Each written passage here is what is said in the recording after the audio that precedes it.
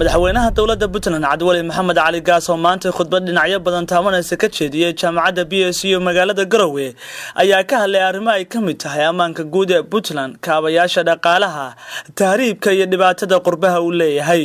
madaxweynaha dowladda Puntland Cabdiweli Maxamed Cali Gaas ayaa sheegay in dowladdiisu ay ku howlan tahay kor u qaadista kaabayaasha dhaqaalaha si dhalinta Soomaaliyeed ay u hesho fursado shaqo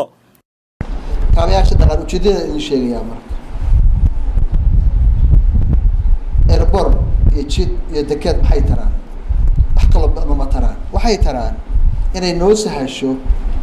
in aanu helo maalgashi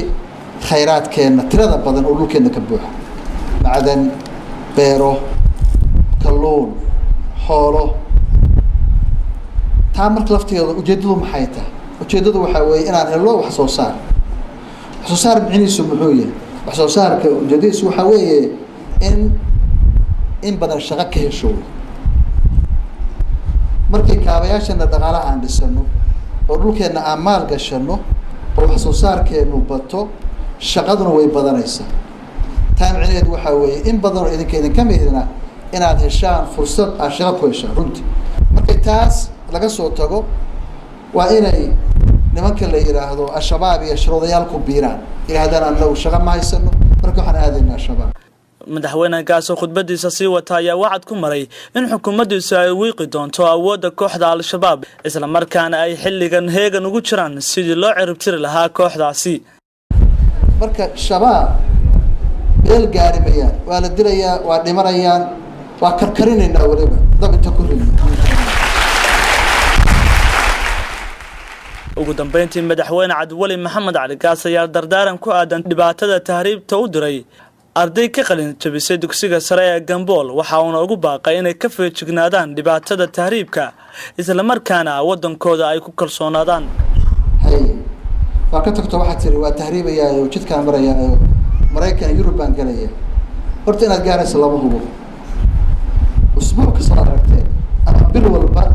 waxa maqlaynaa saxaray ku dhinteen ama se baday ku dhinteen markay meesha gaarayeen oo rabeen ay tagaana waxaad aragteen baa ka horeysa dib iyo qaxar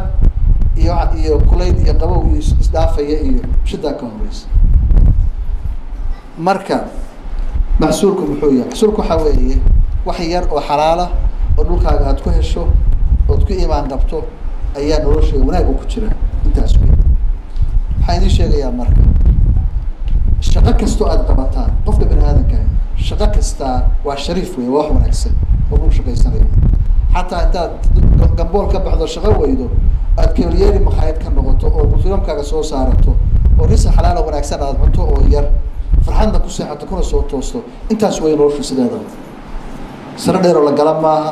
قف بين هذا كان أنتوا عليا وايرته هل قلب كوسي هذا هل سرير بكتير صدا هل صحن وباستان أبو حنا قف أيوب عبد الكريم علي الصومالي كابل تي في قروي